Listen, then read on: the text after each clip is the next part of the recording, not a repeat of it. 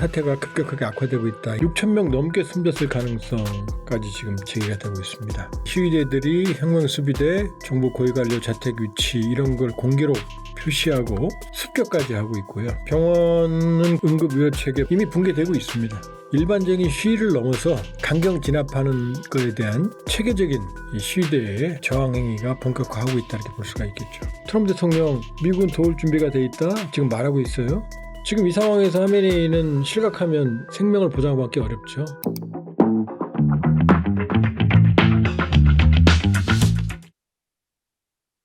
여러분 안녕하세요. 저한범TV 라이브 시작합니다.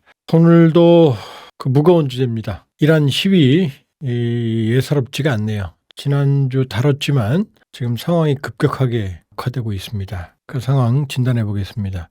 이란 시위 지금 악화되고 있고요. 지금 특징이 IRGC 이란 혁명수비대라고 하는 체제 수호로 특화된 정치군인들이죠. 기지까지 장악된 바가 이거 굉장히 중요한 겁니다. 그 다음에 시위대들이 혁명수비대, 정부 고위관료 자택 위치 이런 걸 공개로 표시하고 습격까지 하고 있고요. 병원은 거의 과밀 상태, 응급의료체계 붕괴 조짐 이미 붕괴되고 있습니다. 그리고 국방부 관련 정부시설 화재까지. 그러니까 일반적인 시위를 넘어서 강경 진압하는 것에 대한 체계적인 이 시위대의 저항 행위가 본격화하고 있다 이렇게 볼 수가 있겠죠. 지금 이건 지금 이 화면은 이제 장례식 행렬인데 이 648명은 이제 근거가 있는 정도의 수치인 것 같고요. 6,000명 넘게 숨졌을 가능성까지 지금 제기가 되고 있습니다. 6,000명이 넘는다고 그러면 아마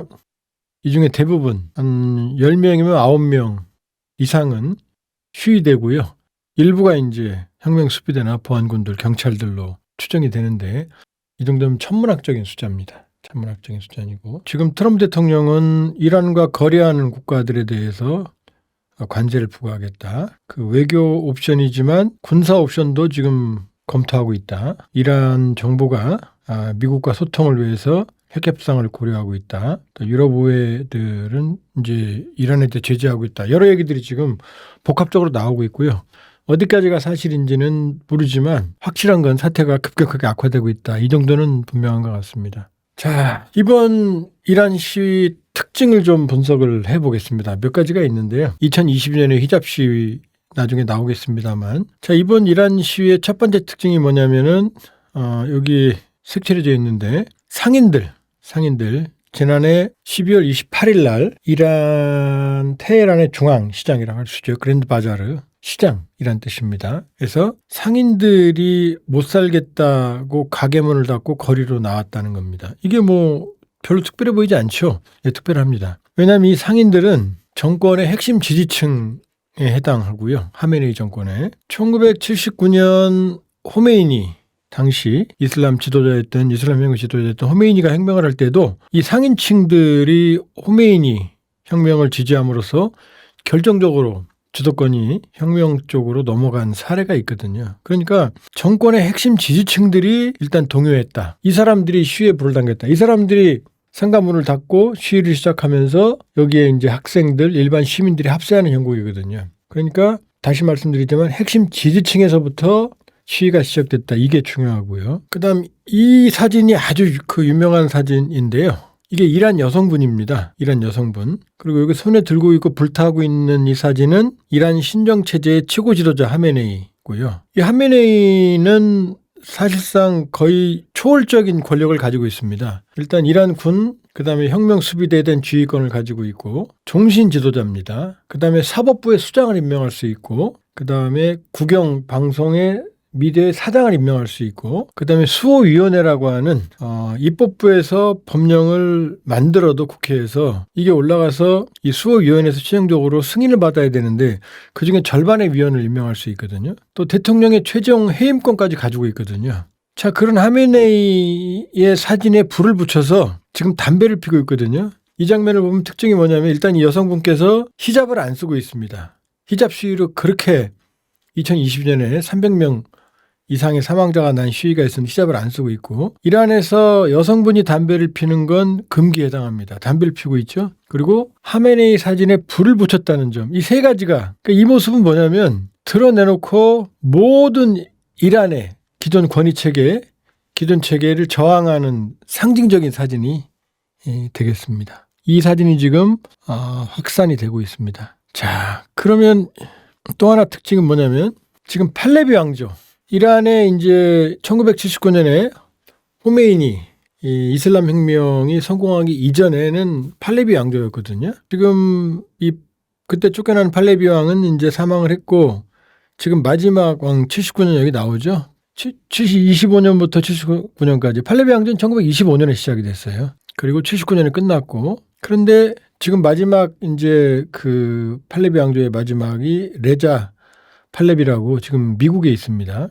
근데 이 팔레비 왕조를 다시 소환한 거죠. 그리고 레자 팔레비는 지금 돌아갈 준비됐다라고 말하고 있고, 팔레비가 소환이 되다는 겁니다. 근데 팔레비 정권이 그렇게 이란 국민들한테 기분 좋은 정권이 아니거든요. 일단 친미 독재 정권이었고요. 권위주의 정권이었고, 뭐 백색 혁명이라고 서구화를 했지만 너무나 과격한 서구화 때문에 이슬람 지지층들한테 반발이 있었고, 특히 사바크라고 하는 비밀 경찰 때문에 고문, 불법 감금, 처형 이런 거 대명사였거든요. 그러니까 이란의 이슬람 혁명이 성공한 게 바로 팔레비 정권의 그 무능과 독재, 부정부패, 그다음에 잔혹함 때문이었거든요. 그런데 그 팔레비 왕조를 소환을 한 거거든요. 얼마나 이 호메이니 정권 친정체제가 싫으면. 그러니까 이게 위태로운 거죠.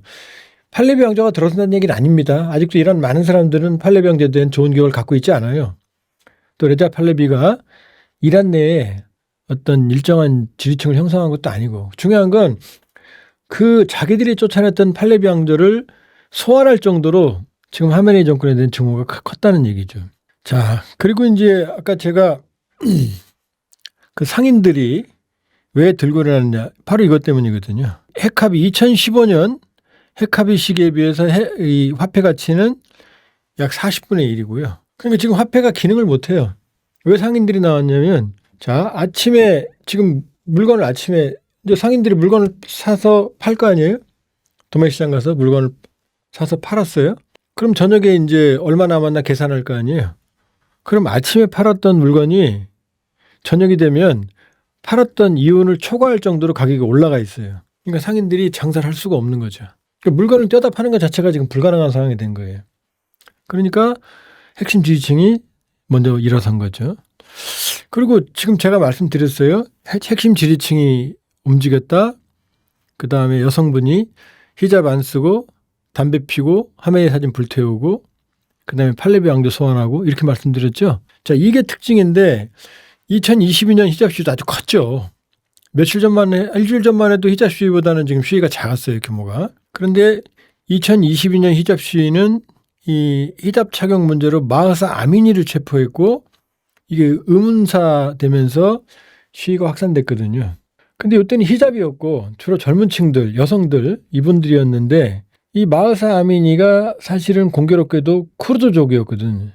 이란의 소수민족. 이란의 페르시아계가 한 5% 되고, 아제르바이잔계 다음으로 많은 게 쿠르드족인데, 그러니까 쿠르드족의 반발이 매우 컸던 반면에 이 전반적인 어떤 반체제 시위로 가는 데는 많은 희생자에도 불구하고 어느 정도 좀 제약이 있었거든요. 그런데 현재 시위는요, 말씀드렸어요. 신정 독재체제 자체에 대한 것, 정부의 무능, 그다음에 경제난, 이게 복합적으로 결합됐기 때문에 단일 요인이 아니다. 단일 요인이 아니다. 그러니까 히잡 시위와 지금 이번의 시위는 근본적으로 원인부터가, 물론 히잡 시위 때도 그 누적된 불만이지만 히잡 시위 때는 종교적인 경직성이 문제였다는 게 답니다, 지금. 자, 지지층이었던 상인들이 먼저 나왔어요. 신정 독재체제 하메네이 자체, 하메네이 죽어라, 하메네이 물러가라. 그러니까 지금 하메네이 사진 불태우고 있거든요. 그 다음에 하메네이 정권의 유력한 인물들의 동상도 다 파괴되고 있어요. 정부는 무능합니다. 지금 페제키안 대통령이 TV에 나와서 나도 할 수가 없다, 할 수 있는 힘이 없고 돈도 없다라고 자백할 정도로 지금 정부가 무능합니다. 그러니까 총체적인 문제라고 볼 수가 있겠죠. 자, 그럼 하메네이는 대안이 있느냐? 지금 핵심이 상인들이 시작했던 경제 문제인데 지금 월 7달러를 주겠대요. 월 7달러 가지고 지금 어떻게 지금 문제가 해결이 됩니까? 마이크도 많네요, 진짜 참. 이란이 1200억 달러 정도 외환 보유고를 있고 작은 돈은 아닙니다. 이란 경제 보유고에서. 그런데 이 1200억 달러 외환 보유고의 대부분이 4분의 3 이상이 해외에 있고 미국과 EU에서 지금 동결돼 있어요. 그리고 미국과 EU는 지금 추가 제재, 모두에도 말씀드렸지만 추가 제재를 하메네이 정권을 더 옥죄는 그런 행보를 보이고 있거든요. 그러니까 하메네이는 지금 대안이 없어요. 그 방화, 무력 충돌 가담시 사용하겠다고 지금 경고한 상황이거든요. 그러니까 경제적 수단도 활용할 수가 없고 지금 하메네이로서는 퇴로가 없는 상황입니다. 지금 하메네이가 선택한 건 강경 진압이에요. 강경 진압. 이거는 바로 이 혁명 수비대 때문에 그렇습니다. 혁명 수비대 때문에. 정규군도 있지만 정규군의 절반 정도에 해당하는 혁명 수비대 IRGC는 오로지 하메네이 정권의 수호가 목적인 정치군인들입니다. 그러니까 정규군보다 훨씬 더 장비도 좋고 대우도 좋아요. 그러니까 혁명 수비대하고 정규군 간에는 일정한 알력이 있겠죠. 그러니까 호메이니가 혁명에 성공하고 나서 호메이니 지지 기반이 처음부터 그렇게 강하지는 않았거든요. 그러니까 호메이니는 종교에 기반을 둔 전국 조직이라는 그런 힘을 가지고 장악을 했던 거고 그때 좌파 세속적 반체제도 많았는데 그런데 어쨌든 호메이니가 압도적인 지지를 갖고 혁명에 성공한 것도 아니었어요. 그러니까 팔레비 정권의 그런 극악무도한 부정부패, 권위주의, 포갑적인 통치 여기에 이제 불이 붙어서 집권을 했는데 그러니까 호메이니로서는 이슬람 신정체제를 꾸리기 위해서는 뭔가 혁명을 위한 물리적 토대가 필요했겠죠. 그래서 79년 혁명 직후에 혁명을 수호할 수 있는 IRGC라는 조직을 만들었고 임무는 이슬람 혁명 보호예요. 체제 수호. 대략 한 20에서 25만 명이고 바시즘 민병대 포함하면 100만 명 이상이 동원이 가능합니다. 특히 이 혁명 수비대 대부분은 하메네이의 운명 공동체입니다. 뭐 지상군, 해군, 공군 다 있어요.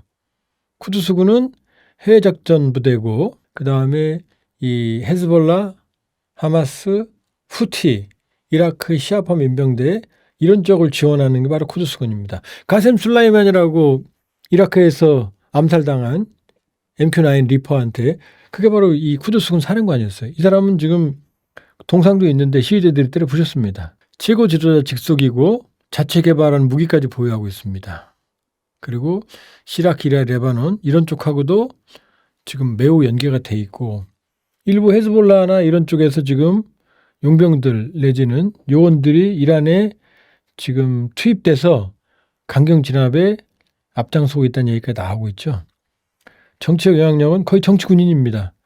지금 하메네이의 배경은 바로 이 혁명 수비대와 바시즘 민병대가 있습니다. 지금 이게 지금 하메네이가 버티는 핵심 동력이라고 볼 수가 있습니다. 이 위험하죠, 그러니까. 또 왜 지금 하메네이를 우리가 우려해야 되냐면 이게 잘 알려지지 않았는데 1988년 이란 학살 사건이 있습니다. 이 1988년 8월이 되면 이란 이라크 전쟁이 끝나거든요. 그러니까 이슬람 혁명이 일어나니까 팔레비 정권이 흔들리고 호메이니 이슬람 정권이 약할 것 같으니 그때 중동의 패권을 노리던 사담 후세인이 이란을 공격을 하죠. 그러면서 장기간의 전쟁이 시작이 되는데 이 88년 8월에 전쟁이 종결됩니다. 그런데 그 직전에 88년 7월에서 8월 사이에 이란 정치범 대량 학살 약 최대 3만 명을 학살한 걸로 추산이 되거든요. 어마어마하죠. 언제요? 이란 이라크 전쟁 종전 직전에.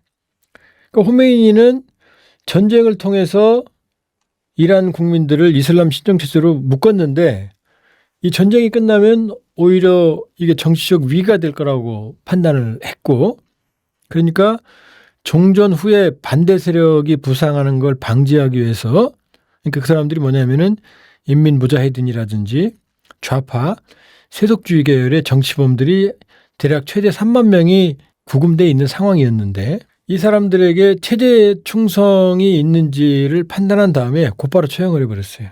그 숫자가 2만에서 3만 명쯤 됩니다. 그리고 시신은 암장을 했고 위치는 아직까지도 공개가 안 돼요. 그러니까 가족들한테 시신이 인도가 안 됐어요. 누가 죽었는지도 몰라요. 그러니까 몇 명이 죽은지도 몰라요. 그러니까 이 추산하는 게 대략 최대 3만 명으로 추산하거든요. 근데 중요한 건 학살 당시 하메네이가 대통령직을 수행하고 있었다는 겁니다. 호메이니 밑에서. 원래 하메네이는 이 호메이니의 승계자가 아니었어요. 원래 있던 승계자가 낙마하고 왜 하메네이가 됐냐면 하메네이는 이 학살을 옹호하고 적극적으로 대통령이었으니까요. 근데 원래 승계자는 그 학살을 반대했거든요. 그러니까 낙마하고 하메네이가 대통령직을 수행하던 하메네이가 후계자가 됐거든요. 그리고 89년에 이제 호메이니 죽거든요. 그러면서 하메네이가 대통령직을 이어받았거든요. 그러니까 하메네이가 위험한 인물인 거죠. 이미 손에 피를 묻히고 있는 상황인 거죠. 그러니까 이 혁명 수비대를 배경으로 하메네이가 강경진압에 나섰고 지금 88년 이란 학살 사건, 정치범 학살 사건을 봤을 때 무슨 짓을 할지 지금 가늠하기가 어려운 거죠. 자, 미국의 반응이에요. 뭐 트럼프 대통령 미국은 도울 준비가 돼 있다 지금 말하고 있어요. 뭐 이란 군사 개입도 선택지에 있다라고 좀 공개적으로 말하고 있는 상황이에요. 그런데 실제 이게 가능할까 이거는 쉽지가 않죠. 이란은 지금 트럼프 대통령이 개입을 하면 전선을 미국과의 전쟁 전선으로 확대할 준비를 하고 있는 거고. 그러니까 미 상원뿐만이 아니라 일각에서는 만일에 이란을 공격하면 이게 외부 세력이 개입이 되는 거고 그러면은 반미 결집을 오히려 도와줄 거다. 이란 정권의 강경 진압. 왜냐하면 미국이 공격을 했는데 내부 시위가 격화되면 미국에 대한 침략에 대한 동조 세력으로 간주할 거고 그럼 결국은 반미 결집만 도울 거 아니냐라고 지금 우려가 있는 거고 이스라엘도 역시 마찬가지예요. 네타냐후도 뭐 편한 상황 아니죠. 지금 수사받고 있는 사람이니까. 이스라엘도 이란 군사작전 가능성 만일에 하게 되면 이란이 미국까지는 미사일을 못 쏘니까 그 보복 대상으로 이스라엘 선택할 수가 있거든요. 지난번은 이란이 의도 터졌으니까 일방적으로 이번에는 거꾸로 이란이 이스라엘을 공격했던 데이터를 확보했으니까 이스라엘을 공격해서 이 확전을 꾀할 가능성도 배제할 수는 없다. 따라서 지금 미국 개입은 베네수엘라처럼 그렇게 쉬워 보이지 않는다 하면 이게 어디로 쓸지 모른다 이렇게 볼 수 있고요. 자, 그다음에 미국이 개입하면 또 어떤 문제가 있냐면 지금 호메이니가 79년에 이슬람 혁명에 성공했을 때 이란 국민들이 반미 감정이 아주 컸어요. 왜냐하면 팔레비 왕조가 이란의 석유를 활용을 해서 정권을 연장했고 이 석유 이권이 바로 미국과 영국 같은 서방에 있었거든요. 그러니까 강력한 친미를 선택했고 팔레비 정권의 이 외교 안보적 군사적 뒷받침이 돼준 게 바로 미국이거든요. 그러니까 밀덕들이 좋아하는 F-14 톰캣 함재기 탑건에 나왔던 것도 오로지 이란에만 팔았거든요.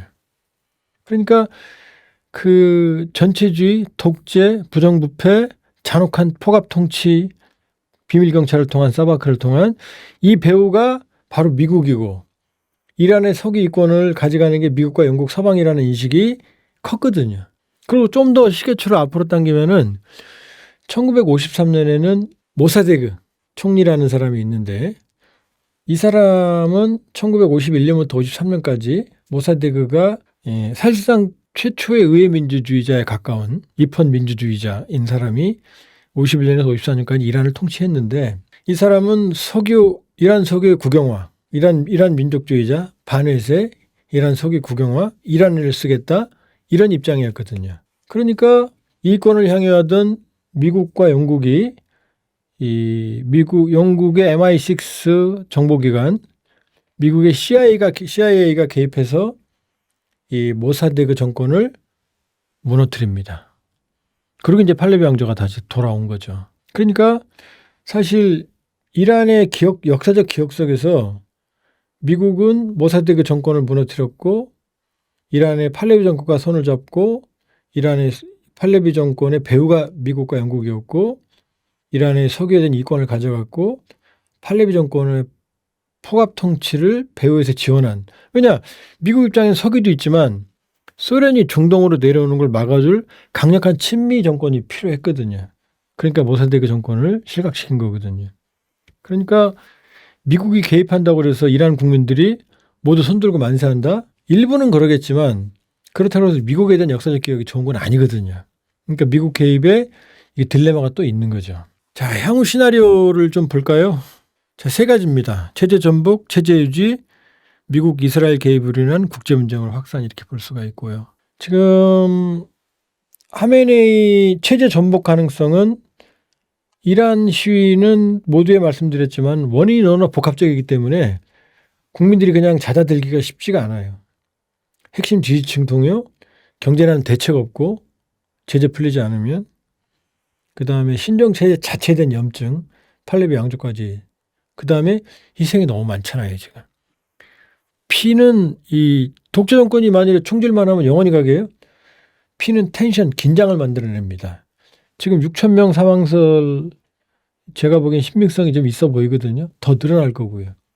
왜냐하면 하메네이는 이미 손에 피가 묻었고 88년에 3만여 명의 정치범 처형 학살 사건에 자유롭지 않은 인물이고 이미 얼마나 많은 희생을 치르더라도 정권을 유지할 그럴 정도의 어떤 이미 이 어떤 체제 경직성에서 갇힌 인물이고 그러다 보면 충돌이 심해지겠죠. 그럼 유혈이 사태가 커지면 긴장이 생기고 아니 균열이 생깁니다. 그러니까 하메네이 체제 내부에서 이래도 되나? 일단 정규군은 상당 부분 지금 상황에 대해서 지금 기로에 서 있을 거고요. IRGC 이란 혁명수비대 내에서도 어차피 자기들이 하메네이 정권과 운명을 같이 하지만 지금 총 쏠 때 그 대상들이 자기 친구들, 가족들이잖아요. 그러니까 유혈, 피해 총량이 커지면 항상 집권층 내부에서 균열이 발생합니다. 균열이. 이미 이란 정부군과 혁명수비대 간에 교전했다는 얘기도 있고 그리고 이제 시위대도 일부 무장을 하는 사례들이 발생을 하고 있거든요. 그러니까 하메네이 체제 내부의 균열로 인한 체제 전복 가능성, 이 시나리오. 그 다음에 체제 유지죠. 대량 학살. 이미 대량 학살의 추억을 가지고 있는 하메네이가 지금 이 상황에서 하메네이는 실각하면 생명을 보장받기 어렵죠. 그 다음에 러시아로 지금 망명설이 있지만 모든 걸 잃은 하메네이가 러시아로 그것도 신정체제인데 신정체제를 잃던 하메네이가 그냥 순순히 물러날까? 제일 좋은 건 지금 국민들 앞에 사죄하고 물러나고 죗값을 받는 거죠. 그게 제일 이란의 미래를 위해서는 좋죠. 그러나 독재 정권은 끝까지 이 피해 이 폭압적인 방식을 활용할 가능성이 있다. 그러니까 체제 유지는 대량 학살, 정말 천문학적인 대량 학살의 우려가 있고 대량 학살 후 북한식 또는 북한보다 더 심각한 철저한 폐쇄적인 통제로 갈 가능성. 세 번째는 미국 이스라엘 개입으로 이게 국제 분쟁으로 확산하는 겁니다. 이러면은 분쟁이 끝나는 게 아니라 하메네이를 제거한다고 해서 지도부가 무너지고 뭐 지도부가 통일된 행보를 보여서 이란 시민에게 굴복한다. 그럼 제일 좋은 시나리오죠. 그거는. 그러나 오히려 지위가 없어지면서 더 혼란스러운 거의 내전 상황으로 갈 가능성도 배제할 수 없거든요.